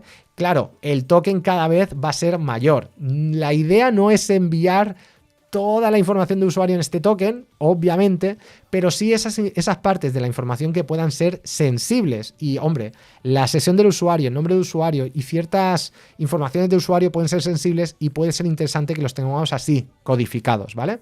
Y ahora, en este Verify Signature, una parte muy importante es que además de que vamos a poder tener aquí diferentes formas de codificarla y decodificarla, ¿ves? Se utilizan diferentes algoritmos, esta información la tenemos aquí en el header, ¿vale? Podríamos tener aquí que hay algunos que son mejores, pero vais a ver que son cada vez más costosos, que son más grandes, que no sé qué, ¿vale? Este sería como el más sencillo.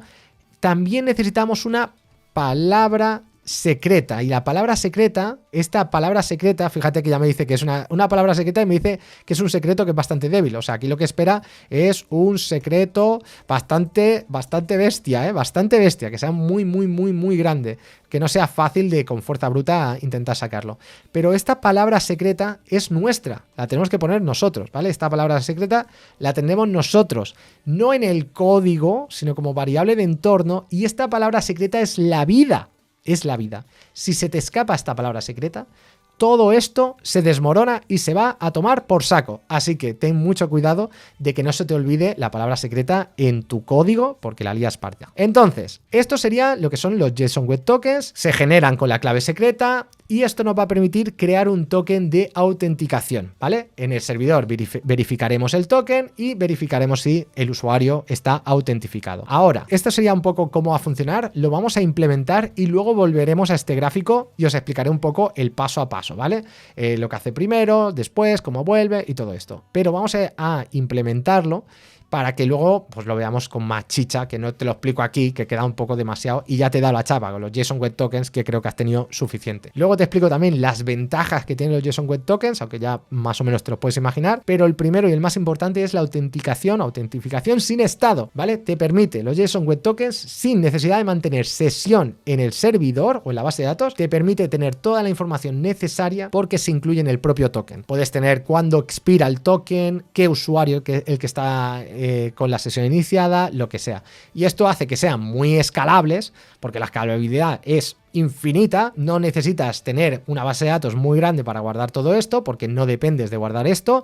Son interoperables porque estos JSON Web Tokens te los puedes llevar en diferentes lenguajes de programación, diferentes plataformas, diferentes dispositivos, es un estándar abierto que funciona en cualquier sitio y además tienes seguridad, ¿no? Porque te permite cifrar y firmar toda la información que quieras de forma segura y son súper flexibles porque puedes enviar un montón de información. Esos serían un poco los 5 pasos.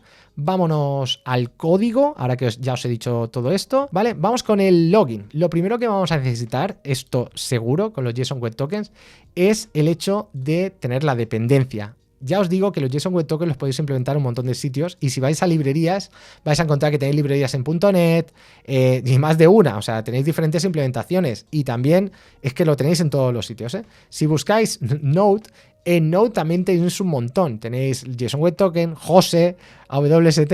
La de JOSE está divertida, pero vamos a utilizar la más típica, que es esta, ¿vale? JSON Web Token. Pero bueno, que si os gusta más otra, la podéis utilizar. Ya os digo que lo tenéis en un montón de sabores. Le vamos a dar install, JSON Web Token, ¿vale? Instalamos esta dependencia.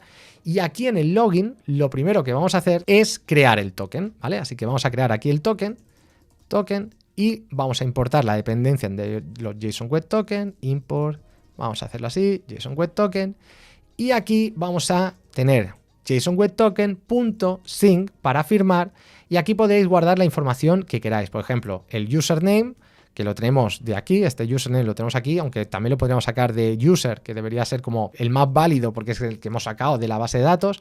Podríamos guardar la ID también, tendríamos la ID del user.id y el username, que sería user.username, ¿vale? esto por un lado, ¿vale? Teníamos aquí JSON web tal y necesitamos como segundo parámetro el secreto, el secret key, ¿vale?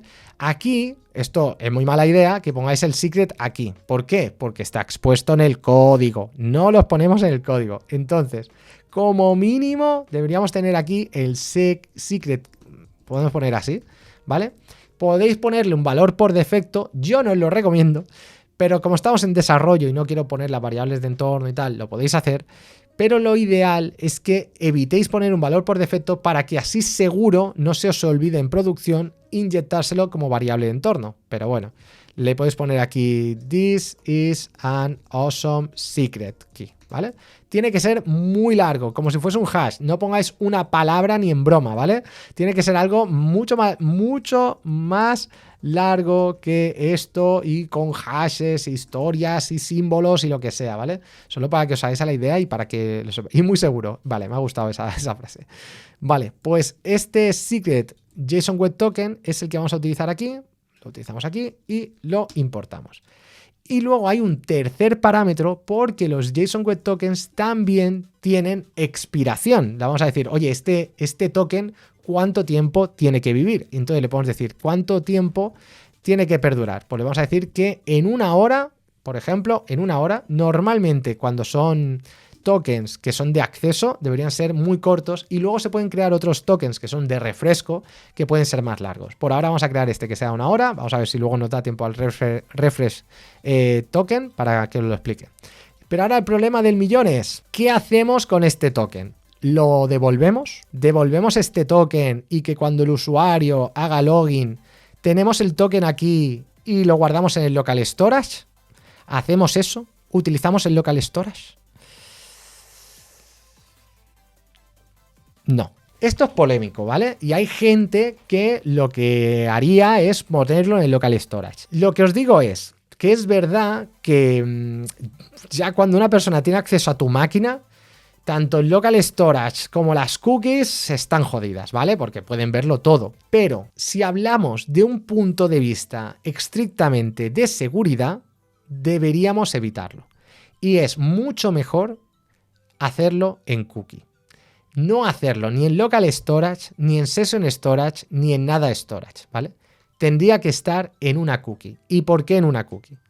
Por diferentes motivos. Lo primero, una cookie tiene un poquito más de seguridad. A ver, ¿por qué en la cookie puede ser un poco más seguro? Las cookies son menos vulnerables a los ataques de cross-site scripting, ¿vale? Que el session storage y el local storage. ¿Esto qué es? Cuando un script malicioso, por ejemplo, te inyecta código en un sitio web, este código puede acceder a tu local storage y tu session storage. Y tú me dirás, pero a la cookie también.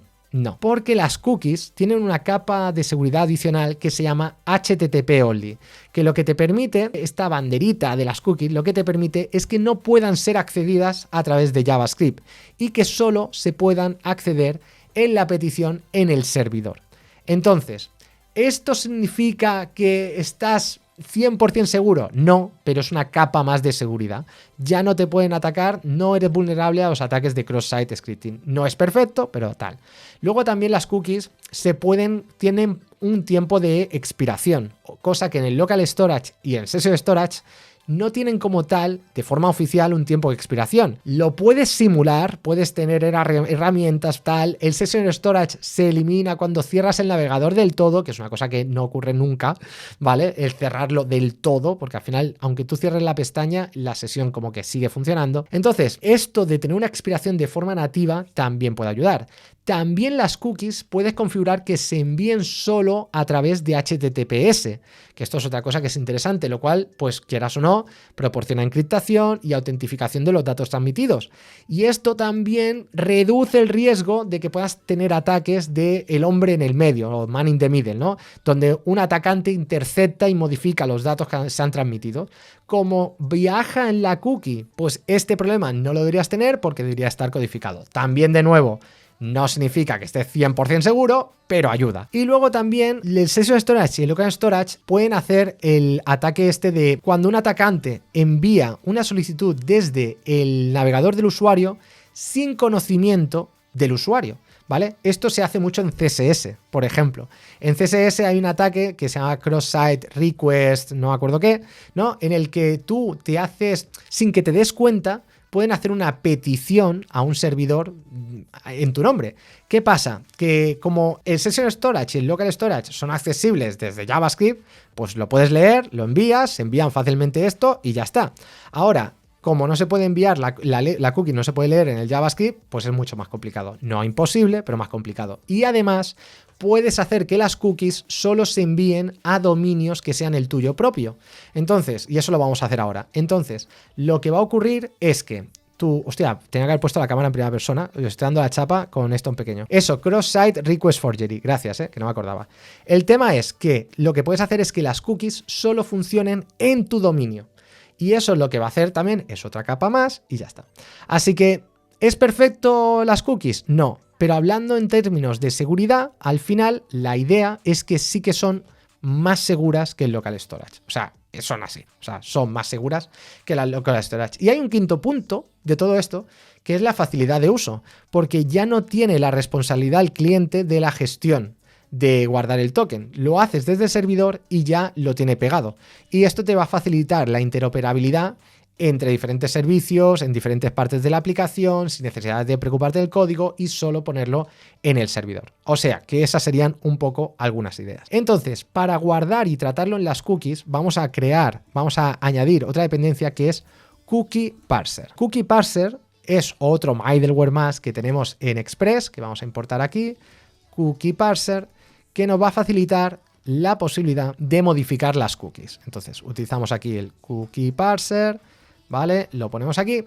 Y ahora, cuando hagamos el login y tengamos este token, vamos a poder guardarlo en la cookie. Así que vamos a poner aquí cookie. Y aquí hay diferentes nombres que le podéis poner. Ahora, para diferenciarlo, por si hacemos en otro momento el refresh token, access token, le pasamos el token. Y aquí, importante, las configuraciones que os decíamos. HTTP only, ¿vale? ¿Esto qué es? Esto lo que va a decir es que la cookie solo se puede acceder en el servidor, ¿vale? No vais a poder leerla desde JavaScript. Y eso ahora lo veremos. No podremos hacer un document.cookie y ver esta cookie. No la vamos a poder leer. Luego también podríais hacer el secure para que solo funcione con HTTPS. Esto obviamente no siempre lo vais a querer y podríamos hacer que si estamos en producción, pues hacemos que sea segura, ¿vale? Y así la cookie solo se puede acceder en HTTPS. Y otra opción que tenéis para un poquito más de seguridad será la de same site, ¿vale? Tenéis el que es laxo o podríais hacerlo más estricto, que solo se puede acceder desde el mismo dominio. Le podríamos poner también un max age, pero bueno, ya el token tiene el que tiene, o sea que tampoco tiene mucho sentido. Pero bueno, se lo vamos a poner max age, ¿vale? La cookie solo tiene validez 1 hora. Y esto lo que va a hacer es que en la respuesta va a pegar esta cookie y vamos a poder acceder a ella, la vamos a tener ya en el cliente. Pero fijaos en una cosa, vamos a hacer esto, nos vamos por aquí, ahora esto me había dado un error antes, que no tiene mucho sentido, ahora arreglaremos. Nos vamos aquí, no me acuerdo que había puesto midudep 3 y 1, 2, 3, 4, 5, 6, puede ser, ¿vale? Login. Vale, vamos a ver, funciona. Vale, hola midudep, este contenido está protegido. Vale, no sé por qué ahora no me ha petado el protected. El protected. Porque he puesto esto para que no me petase, pero debería petar, ¿vale? Pero vamos a ver lo interesante. Primero, si nos vamos a application, ¿vale? Si nos vamos a application, aquí en cookies, fijaos que tenemos aquí el access token, ¿vale? Este sería el token, tendríamos aquí la expiración, el tamaño, fijaos este HTTP only, el secure está desactivado porque no estamos en producción y tendríamos aquí el same site y esto significa que esta cookie no se va a enviar a un servicio, o sea, a un dominio que no sea el nuestro. Y esto es importante porque antes alguien decía en el chat, ostras, pero claro, el problema es que esta cookie va a viajar en todas las peticiones. Bueno, pero en este caso va a estar trabajando, va a estar enviándose en nuestras peticiones, de nuestro dominio, no se va a enviar a cualquier sitio, ¿vale? Entonces, este access token, ¿podemos acceder a él desde el document.cookie? Fíjate, no. Y esto es muy importante, ¿no? Document.cookie nos dice que no tenemos cookies, nos dice que está vacío. ¿Por qué? Porque esta cookie no podemos acceder a ella desde el cliente, ¿ok? Pero, en cambio, una cosa que sí que es interesante es que cada vez que hagamos ahora, aunque yo aquí, fíjate, estoy en el login, ¿vale? Fíjate lo que está pasando en la network. Si hacemos esto un poquito más pequeño y refrescamos este localhost, si miramos aquí, fijaos que cuando hago cualquier petición, aquí sí que tengo la cookie pegada y esta cookie está llegando a las peticiones que estamos haciendo aquí en el servidor. ¿Qué significa esto? Pues esto lo que significa es que vamos a poder arreglar en el Protected, vamos a poder acceder a esta información. En el Protected vamos a poder verificar que realmente está esa cookie y vamos a poder acceder a qué usuario es el que tiene acceso y vamos a poder acceder a la información que hemos guardado en el payload. Entonces recuperamos el token de rec.request.cookies.access_token. Este access token es el mismo nombre que le hemos dado aquí, ¿vale? O sea, no es magia, es ese nombre. Vale, y ahora que tenemos este token, pues simplemente, primero, si no tenemos token directamente, pues ya sabemos que este usuario le vamos a dar return, status 403, ¿vale? Y le vamos a decir que acceso access not authorized, ¿vale? No está autorizado porque esto es una ruta protegida. Pero aquí vamos a intentar verificar si realmente este token tiene sentido. Vamos a sacar los datos de este token utilizando el mismo secreto, ¿vale? Este ahora sí que hay que pasarle el secreto. Esto lo que va a hacer es, de este token va a extraer los datos y en estos datos vamos a tener el mismo payload que estábamos guardando aquí. ¿Ves que tenemos la ID y el username? Pues se supone que aquí en data deberíamos tener esa ID y ese username. Así que cuando hagamos este render, deberíamos ser capaces de pasarle este data directamente, que va a tener el ID y el username, y poder acceder a él y poder verlo en la página, ¿vale? Y si no aquí, pues deberíamos decirle res status, creo que aquí 401, y le decimos que tampoco estás autorizado. Con esto, ahora, si vamos a la ruta protegida, como tenemos la sesión iniciada, ¿vale? O la midudep 3, ¿ves? Ahora, aquí en el login, fijaos que, claro, no me está cambiando, pero no me está cambiando porque aquí en el index que he puesto aquí, tendríamos que tener aquí, fijaos que tenemos aquí type of, username, undefined, no sé qué. Vale, este ya es username en el index. Vamos aquí al index. ¿Veis que no le estoy pasando nada? Tendríamos que hacer otra vez lo mismo. Tendríamos que hacer todo esto. Tendríamos que recuperar el token. Verificar el token. Midu, uso un interceptor cubrir mis peticiones con el token que está en el local storage. ¿Podría hacer algo parecido con las cookies? Claro que sí, podrías hacer exactamente lo mismo con las cookies. O hacer que eso ocurra en el backend, lo que tenga que pasar. Si te tiene que dar el backend un error de no autorizado, tampoco pasa nada. Que hay cosas que a veces las hacemos en el cliente y que no pasa nada. Si alguien intenta hacer la petición, pues te da el error el backend y se lo devuelves y ya está. Y eso que te quitas del cliente, que también tiene sentido. Vale, pues entonces tendríamos que hacer algo parecido a esto, solo que aquí tendríamos que renderizar sí o sí esto. Y ahora arreglaremos esto, lo vamos a mejorar, ¿vale? Pero esta será la idea. Cuando vamos a la portada, vamos a recuperar el token, recuperamos el data del token y el index le pasamos la data. Si no tenemos data, si no verificamos, si no lo tenemos, pues nada, renderizamos igual. A ver, aquí a lo mejor no sé si funcionará. Sí que funciona, ¿ves? Hola, midudep 3, estás en el panel de administración.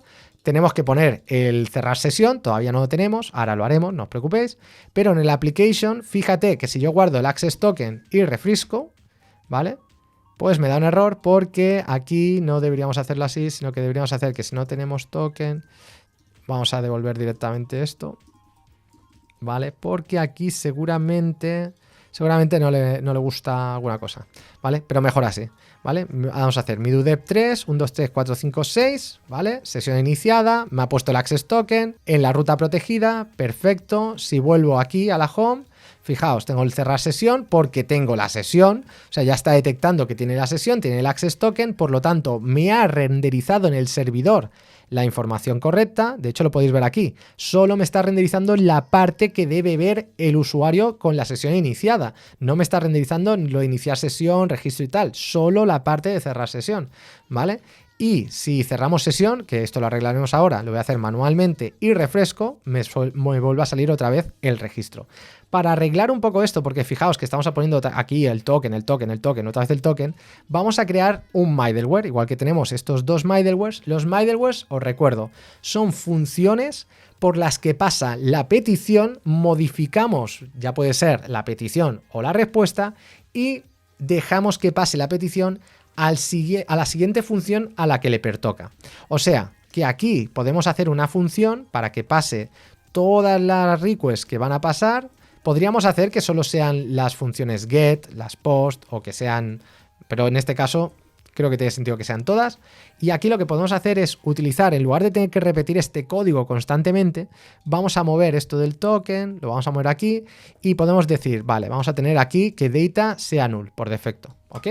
Y vamos a intentar que si tenemos el data, ¿vale? Lo metemos aquí, data, verify, no sé qué, no sé cuánto. Vamos a crear, voy a crear un rec.session.user null, ¿vale? Lo que vamos a hacer aquí es añadir información a la petición y lo bueno es que al modificar la petición vamos a poder acceder a esta propiedad sesión en cualquier endpoint más adelante. Entonces aquí haremos rec session.user igual data y si esto por lo que sea da un error, pues lo que le decimos que, oye, session user sea null, que en realidad esto ya lo tenemos, o sea, no debería tener ningún problema. Podríamos hacer exactamente lo mismo y ya está, y olvidarnos y no hacerlo y ya está. Pero esto lo que nos permitiría ya es olvidarnos aquí debajo de hacer nada. Ah, importante, hay que llamar al next, ¿vale? Hay que llamar al next. Esto lo que hace es enviar, seguir a la siguiente ruta o middleware. En este caso, el siguiente, si voy a la raíz, sería este. Pero si voy al login, sería este, ¿vale? El next lo que hace es, vale, ya he terminado, ve al siguiente. Entonces, esto como tal no hace falta y tampoco, en realidad este catch tampoco pasa nada porque, oye, si no puede verificar, pues no mete al usuario y ya está. Con esto, este data, bueno, pues entonces esto ya lo podemos poner aquí, ¿vale? Porque total, esto ya sería null. Creo que con esto ya lo tendríamos y lo bueno es que nos permitiría ahora simplificar todo esto, porque ahora tendríamos aquí el user, esto es de rec session, que si es null, pues es null, render index y le pasamos todo el usuario. Nos olvidamos de todo esto, fíjate que queda mucho más limpio y lo mismo también nos pasaría con la ruta protegida. En lugar de tener que hacer todo esto y mirar el token y que es access not authorized y no sé qué, no sé cuánto, lo bueno es que podemos sacar el usuario y si no tenemos usuario, pues entonces le devolvemos el error. Y si tenemos usuario, pues renderizamos directamente esto. Ya nos facilita mucho más la validación, no tener que estar pendiente en todos los sitios de extraer el token y tal. Guardamos en un solo sitio lo que es el chequeo del token y ya está. Vamos a ver si todo esto funciona. Aquí parece que funciona. Vamos a ver, midudep 3, 1, 2, 3, 4, 5, 6. Hacemos el login. ¿Vale? Aquí parece que sí. Aquí ha entrado perfectamente. Contenido está protegido. Y si vamos a la raíz, funciona bien. Solo nos falta cerrar sesiones. Lo único que necesitamos ahora es decirle que la sesión la tenemos que eliminar. No hay ningún problema porque es muy fácil. Para cerrar la sesión, lo único que tengo que hacer es limpiar la cookie. Y para eso hacemos un clear cookie de la respuesta. Queremos limpiar la cookie de access token y ya, pues puedes, por un lado, podrías hacer el message del logout successful, pero también incluso podríamos hacer una redirección. O sea, aquí puedes hacer lo que tú quieras. Aquí, porque estoy utilizando como si fuese una API y estoy esperando que al darle al botón haga la petición. Pero podríais hacer una redirección aquí sin ningún problema a la ruta que queráis. Puede ser que sea la home, a lo que sea. Lo importante es que limpiéis la cookie y ya está. Así que si le damos a cerrar sesión, pues ya está. Ya me ha vuelto aquí, me ha eliminado aquí la cookie y ya lo tendríamos. Podríamos volver a hacer esto, midudep 3 con el login, ¿vale? Con el login correcto, ¿vale? Sesión iniciada, me ha puesto la cookie, navegamos a otro sitio.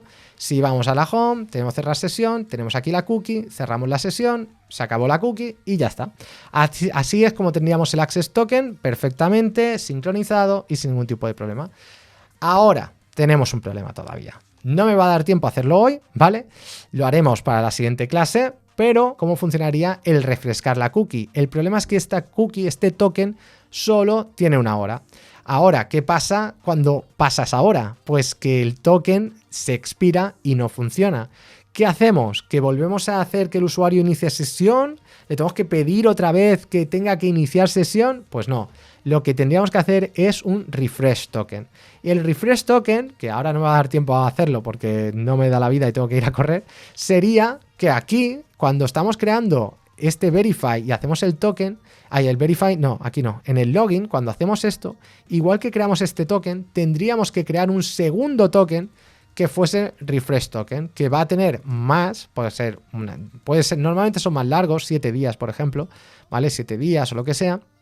Y aquí, este token tendríamos que guardarlo también en una cookie, pero entonces haríamos algo diferente con el access token, porque el access token a lo mejor no sería tan importante tenerlo así, lo podríamos hacer de una forma diferente. Podríamos cambiar cosas, pero lo importante es que tendríamos dos tokens. Uno, el de acceso, que sería el que dura muy poco tiempo, y otro, el de refresco. Y el de refresco, lo que haríamos es que conforme vamos utilizando la página web en cada app y lo que sea, podemos ir creando un nuevo access token para que lo use el usuario. Entonces este access token sería regenerando constantemente para que nunca llegue a expirarse, y de esta forma con el refresh token, que vamos a tener mucho más cuidado, no lo vamos a enviar a servicios ni nada, lo va a tener el usuario, pero vamos a intentar no enviarlo a ningún sitio externo ni para APIs ni nada, sino que lo vamos a tener simplemente para crear access tokens, ¿vale? Esa sería la idea, pero lo haremos, ¿eh? ¿Y cuándo harías? Cuando expire el refresh token. El refresh token hay diferentes, claro, igual que tenemos el refresh token que se puede, el access token que se expira, el refresh token se pueden hacer diferentes estrategias. Se puede volver a crear una vez que veamos que si por número de usos, volver a recrearlo cada vez que, o obligar al usuario que tenga que iniciar sesión, o hacer que todavía que dure mucho más tiempo. Seguro que habréis visto alguna vez en Gmail o algún sitio que no sabéis por qué de repente os pide iniciar sesión otra vez. Pues eso es porque ha expirado el refresh token, básicamente. Por mucho tiempo que llevases, pues al final dice, bueno, hasta aquí ha llegado la cosa y por eso lo tenemos que hacer, ¿no? Entonces, normalmente pasa eso. Pero puede ser que después de hacer algún uso, hacer un pseudo inicio de sesión, porque hay muchas veces que se hacen pseudos inicios de sesión, también regenerar el refresh token, hay un montón de cosas. Os dejo todas las clases, ¿vale? Todas las clases también, si os interesa, la próxima vez haremos refresh tokens, haremos passport, que es una forma muy interesante de tratar autentificación en Node.js, y OAuth 2.0 para hacer un inicio de sesión de Google puramente con Node.js para que veáis cómo funciona y todos los pasos que tiene, que es muy interesante. Entonces, os dejo midu.link/node el curso de Node.js. Mañana no hago directo porque estoy en el Open Expo Europe, que estoy nominado a Mejor Creador de Contenido de Tecnología. No sé si tendremos la buena suerte de ganar, pero muchas gracias a todos los que me votasteis, 4.000 votos, de lejos el más votado, creo que el segundo no sé si tenía 900 o así, pero igualmente os lo agradezco infinito. Gracias a todos y cada uno de vosotros por haberme votado. Ojalá que el jurado crea que no lo hemos ganado. Hemos hecho cosas muy increíbles este año y creo que como comunidad nos merecemos ese privilegio. Pero bueno, si no, no pasa nada, porque aunque mañana no habrá directo, el lunes volvemos con las noticias de tecnología y de desarrollo y de JavaScript. El lunes veremos si el viernes a lo mejor hacemos un directo clandestino, no lo sé, ya os contaré. Y si no, el lunes será el último stream hasta mucho tiempo, porque la semana que viene me voy a Japón. El martes que viene me voy a Japón, así que el lunes será el último directo hasta julio. El 17 de junio será el último directo hasta julio, hasta el 1 de julio. Pero en julio tenemos el curso de React Native, una nueva hackathon que vamos a hacer con inteligencia artificial, con premios monetarios. Premios muy bestias, y vamos a colaborar con una empresa internacional muy grande, muy top, que no te lo puedes perder. Curso de React Native en julio, hackathon con una empresa sobre inteligencia artificial muy bestia, y además vamos a tener la Devs League, el concurso entre programadores, como un concurso de la tele, donde se van a estar peleando para ganar. Así que, amigos, espero que os haya gustado, os quiero mucho, gracias por vuestro apoyo, gracias por estar ahí, nos vemos, ¡hasta luego!